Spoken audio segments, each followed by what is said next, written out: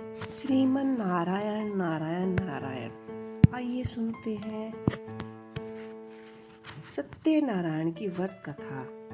एक समय की बात है, योगीराज नारद जी दूसरों के हित की इच्छा के लिए अनेकों लोकों में घूमते हुए मृत्यु लोक में आ पहुंचे। यहाँ उन्होंने अनेक योनियों में जन्मे प्राय सभी मनुष्यों को अपने कर्म द्वारा अनेकों दुखों से पीड़ित देखा। उनका दुख देखा नहीं जा रहा था।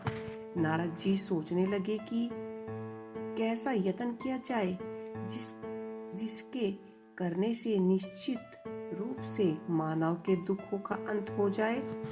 इस विचार पर मनन करते हुए वह विष्णु लोक में गए। वहां वह देवों के इष्ट नारायण की स्तुति करने लगे, जिनके हाथों में शंख चक्र गदा और पद्म थे, गले में वर्णमाला पहने हुए थे। स्तुति करते हुए नारद जी बोले कि हे भगवान, आप अत्यंत शक्ति से प्रसन्न है। मन तथा वाणी भी आपकी नाम नहीं पा सकते। आपका आदि मध्य और अंत नहीं है। निर्गुण स्वरूप सृष्टि के कारण भक्तों के दुखों को दूर करने वाले हैं। आपको नमस्कार है। नारद जी की स्तुति मुनि विष्णु भगवान बोले कि हे मुनि श्रेष्ठ, आपके मन में क्या बात है? आप किस काम के लिए पधारे हैं? उसे निसंकोच कहिए। इस पर नारद जी बोले कि मृत्यु लोक में अनेक योनियों में जन्मे मनुष्यों अपने कर्मों के द्वारा अनेकों दुखों को भोग रहे हैं। हे नाथ, आप मुझ पर दया कर रखें और बताएं कि वो मनुष्य थोड़े से प्रयास से ही अपने दुखों को से कैसे छुटकारा पा सकते हैं। श्री हरि विष्णु जी बोले कि हे नारद, मनुष्यों की भलाई के लिए तुमने बहुत ही अच्छा प्रश्न किया है, जिसके करने से मुझे मोह से छूट जाता है। वह बात मैं कहता हूँ, उसे सुनो। स्वर्ग लोक में मृत्यु लोक दोनों में एक ही दुर्लभ उत्तम व्रत है जो पुण्य देने वाला है। आज प्रेमवश होकर मैं उसे तुमसे कहता हूँ। सत्यनारायण भगवान का यह व्रत अच्छी तरह विधि पूर्वक करने से मनुष्य तुरंत ही यहाँ सुख भोग कर मरने पर मोक्ष की प्राप्ति होती है।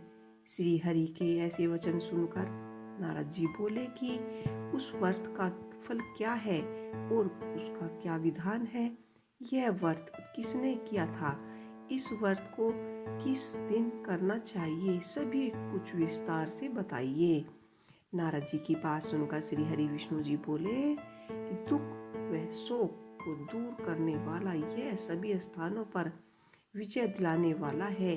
मानव को भक्ति व श्रद्धा के साथ शाम को सत्यनारायण की पूजा धर्मपरायण होकर विष्णुओं, ब्राह्मणों व बंधुओं के साथ करनी चाहिए। भक्ति भाव से ही नैवेद्य केले का फल, घी, दूध और गेहूं का आटा सवाले, गेहूं के स्थान पर साठी का आटा, शक्कर तथा गुड़ लेकर सभी भीषण योग्य पदार्थों को मिलाकर भगवान का भोग बनाए।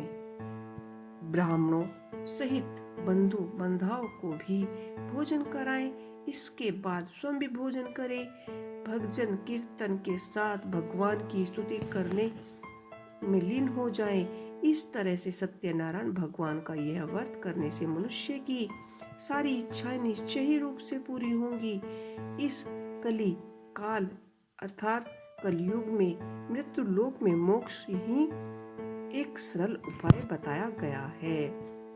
ये था सत्यनारायण व्रत का पहला अध्याय संपूर्ण होता है।